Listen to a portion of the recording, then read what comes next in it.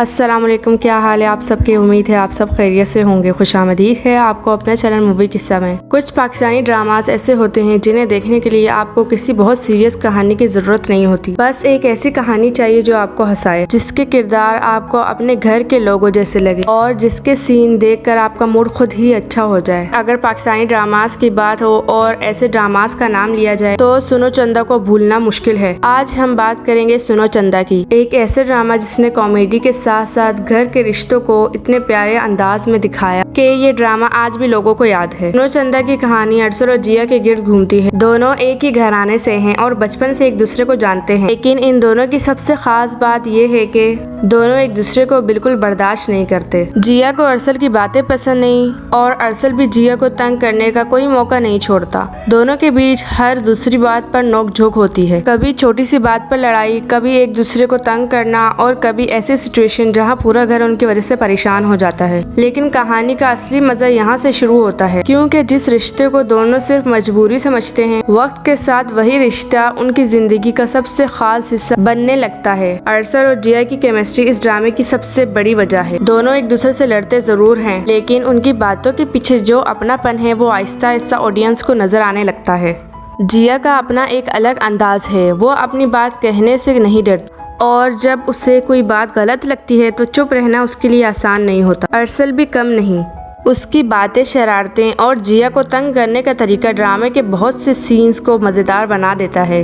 लेकिन इन दोनों के बीच सिर्फ हंसी मजाक ही नहीं होता। जैसे जैसे कहानी आगे बढ़ती है, दोनों को एक दूसरे की अहमियत समझ आने लगती है और यहाँ पर ड्रामे का सबसे प्यारा हिस्सा सामने आता है। जो दो लोग एक दूसरे के साथ रहना नहीं चाहते थे, वही आहिस्ता आहिस्ता एक दूसरे के बगैर रहना मुश्किल समझने लगते हैं। सुनो चंदा की एक खास बात यह है कि ये सिर्फ अरसल और जिया की कहानी नहीं, इस ड्रामे का पूरा घर ही अपनी एक अलग कहानी रखता है।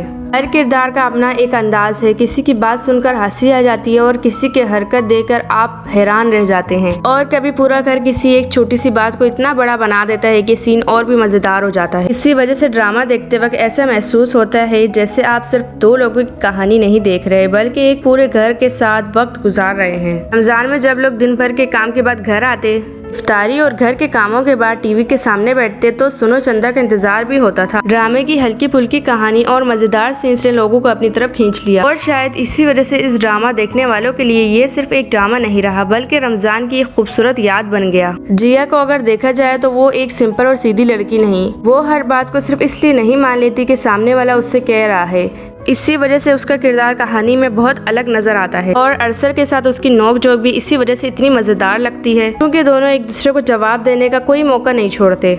अरसल भी कहानी के साथ आहिस्ता आहिस्ता बदलता है। शुरू में वो ज्यादा मजाक करने वाला और जिया को तंग करने वाला नजर आता है, लेकिन जब उसे जिया की अहमियत समझ आती है तो उसकी बातों और उसके फैसलों में भी फर्क नजर आने लगता है। ये बदलाव अचानक नहीं होता, कहानी आहिस्ता आहिस्ता उसे उस पॉइंट तक लेके जाती है और इसी वजह से ऑडियंस को उसका सफर समझने में आसानी होती है। मेरे लिए सुनो चंदा की सबसे अच्छी बात ये है कि ड्रामा आपको हर वक्त उदास रखने की कोशिश नहीं करता। इसमें मुश्किलात हैं, घर के मसले हैं, रिश्तों में उलझन भी है, लेकिन इन सब के बीच हंसी के बहुत से पल भी हैं और शायद इसी बैलेंस की वजह से लोग इस ड्रामे के साथ इतने जुड़ गए। आप एक एपिसोड देखते हैं, फिर दूसरा देखने का दिल करता है और फिर पता ही नहीं चलता कि आप कहानी के साथ कितने आगे आ गए। अगर आपको ऐसे पाकिस्तानी ड्रामास पसंद है जहाँ मोहब्बत हो, हंसी मजाक हो और घर के रिश्ते हों और ऐसे किरदार हों जो देखने वालों को अपने लगने लगे, तो सुनो चंदा आपके लिए एक अच्छा चॉइस हो सकता है। ये उन ड्रामों में से है जिसे आप सिर्फ कहानी जानने के लिए नहीं देखते, बल्कि इसके किरदारों के साथ वक्त गुजारना पसंद करते हैं। और अरसल और जिया की नोक-झोंक तो इसकी अपनी ही एक दुनिया है।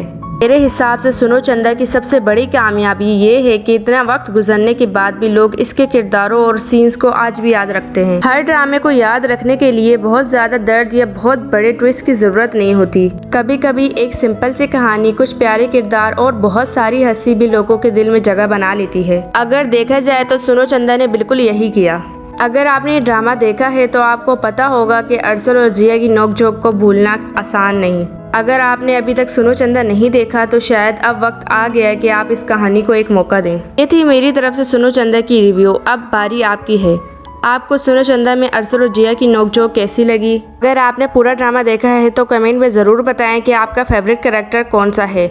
और अगर आपको पाकिस्तानी ड्रामास के ऐसे ही रिव्यूज़, लिस्ट और इंटरेस्टिंग वीडियोस पसंद हैं तो मूवी किस्सा को सब्सक्राइब करना मत भूलें। मिलते हैं अगली वीडियो में। अल्लाह हाफिज़।